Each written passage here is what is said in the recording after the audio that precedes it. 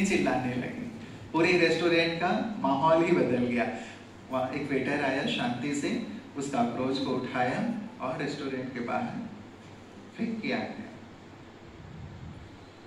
चीज एक ही है, लेकिन दो लोगों का उसे देखने का, उसके प्रति या तो रिएक्ट करने का या रिस्पॉन्ड करने का तरीका अलग अलग है, राइट? कोई उस कॉकरोच को देखकर चिल्ला रहा है और कोई शांति से आता है, उसे उठा करके बाहर ले जाता है। विघ्न भी आते हैं तो हमारा भी ऐसा ही होता है। दो तरीके हो सकते हैं, या तो हम बहुत ज्यादा चीखे चिल्लाएं, परेशान हो, या बहुत शांति से उस समय को पार करें। सकारात्मक रहे, पॉजिटिव रहे। दूसरी चीज स्वमान। Second is स्वमान। बाबा ने कहा यदि तुम स्वमान की सीट पर सेट रहोगे तो बड़ी से बड़ी समस्या भी उस सीट के नीचे दबकर समाप्त हो जाएगी। हम ही अपने स्वमान की सीट पर सेट नहीं रहते। कितने ऊंचे स्वमान के सिंहासन बाबा ने हमें दिए हुए हैं। उन स्वमानों में यदि हम रहते हैं, बड़ी से बड़ी समस्या बाबा ने कहा उस सिंहासन के नीचे दबकर नष्ट हो जाएगी। ये भी बाबा ने कहा यदि तुम स्वमान में रहते हो तो जैसे ज्ञान सूर्य की किरणें तुम्हारी छत्र छाया बन जाती हैं, तुम विघ्न मुक्त हो जाते हो। और यदि तुम स्वमान की सीट पर सेट नहीं रहते तो समस्याएं तुम्हें परेशान करती हैं। तो सेकेंड इज अपनी सुंदर स्वमान जो बाबा ने दिए हैं, अपने इस अष्टविनायक स्वरूप में ही अगले 8 दिनों तक, जब तक गणपति जी स्थापित हैं, अपने इन्हीं अलग अलग स्वरूपों में हम यदि स्थित रहें, हमारी उन स्वमानों के माध्यम से, उन स्वरूपों के माध्यम से भक्तों को भी कितनी सुंदर प्रेरणा मिलेगी, सकाश मिलेगी, शक्ति मिलेगी, और हमारा भी ये स्वरूप हमारे लिए पक्का हो जाएगा। तो स्वमान, सेकेंड इज स्वमान। थर्ड इज है सांप। बाबा का सांप।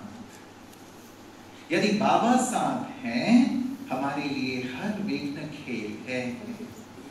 यदि सर्वशक्तिमान सांप है तो हमारे लिए हर बात बहुत सहज है, सरल है। जिसको बाबा कहते हैं हो सकता है कि तुम कमजोर हो, लेकिन तुम्हारा साथी तो सर्वशक्तिमान है। तो साथ हम कितना रहते हैं बाबा के। यदि हम उनकी ओर देख लेते हैं, उनका साथ ले लेते हैं, जिसको बाबा कहते हैं यदि भगवान का हाथ पकड़ लो तो तुम्हें किसी के पैर पकड़ने की जरूरत नहीं पड़ेगी। तो भगवान की ओर अपना मुख कर लो, तुम्हें किसी और की तरफ मुख करने की जरूरत, अर्थात किसी और की तरफ देखने की जरूरत नहीं पड़ेगी। और ये इटर्नल लॉ है, जो भगवान को देखता है सारा संसार उसकी ओर देखता है। जो भगवान की बात सुनता है सारा संसार उसकी बात सुनता है। जो भगवान के साथ रहता है सारा संसार उसके साथ रहना चाहता है। तो हम भी अपने आप को भगवान का ऐसा सुंदर साथी बना लें। अभी तो समय है ना भगवान के साथ का सुंदर अनुभव करने का। स्वर्ग में बाबा होंगे नहीं, त्रेता में नहीं, द्वापर कलयुग में नहीं, केवल संगम में अब थोड़े से समय भगवान का साथ हमें प्राप्त है। क्यों ना उनके अंग संग रहते हुए उनके रंग में हम स्वयं को रंग लें, उनमें ऐसे डूब जाएं कि माया को हम दिखाई ही ना दें। बाबा कहते हैं तुम डूबे हुए नहीं रहते, बार बार कभी सिर निकाल के बाहर ताक झांक कर लेते हो, और जब तुम बाहर निकल के देखते हो तो वैसे ही माया पे वो तो इंतजार करती रहती है कि कब ये अपना मुंह बाहर निकाले, सागर पे डूबा हुआ है, लेकिन कब ये बाहर आएगा तुरंत मैं पकड़ू। तो डूबे रहने, बाहर आने की आवश्यकता नहीं। अब संसार को देखने की जरूरत है नहीं।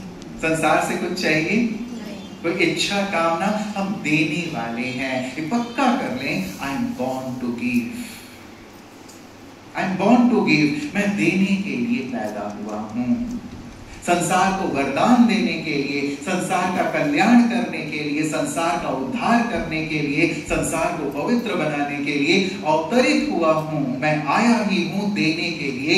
मुझे किसी से कुछ नहीं चाहिए, कुछ नहीं चाहिए।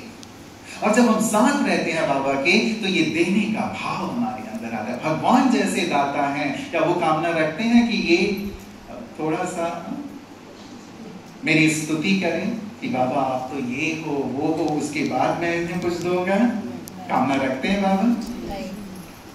हमें भी किसी से कुछ नहीं चाहिए। सूर्य कोई कामना नहीं रखता, चांद कोई कामना नहीं रखता, पेड़ कोई कामना नहीं रखता, नदी कोई कामना नहीं रखती, मुझे भी कोई कामना नहीं रखना है। फोर्थ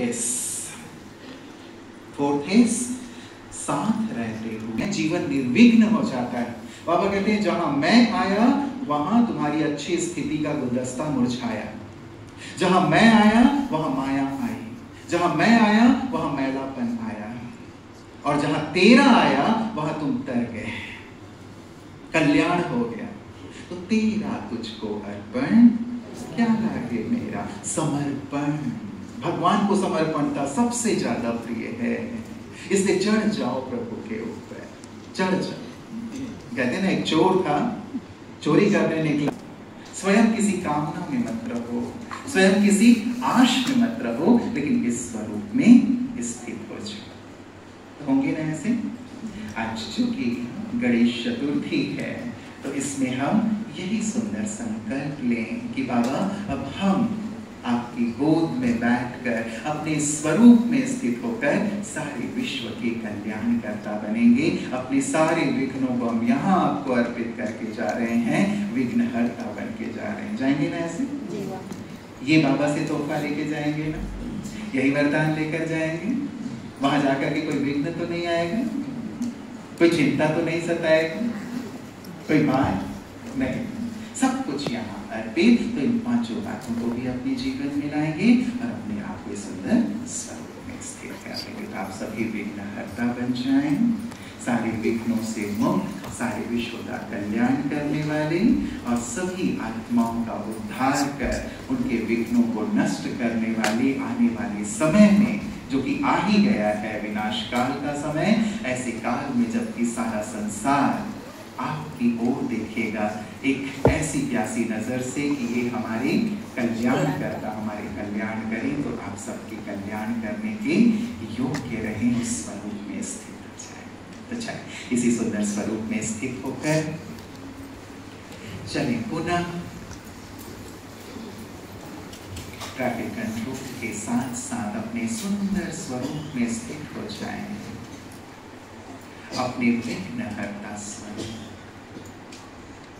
देखिए। परमात्मा शिव की सुंदर किरणें मुझ पर, जैसे उनकी किरणों की गोद में मैं बैठा हुआ हूं, और अपने विशाल स्वरूप के द्वारा सारी सृष्टि सुंदर शांति की, शक्ति की, पवित्रता के कदम फैला रहा, सभी को विघ्नों से मुक्त कर रहा हूं, सभी को वरदान दे रहा हूं। पूरे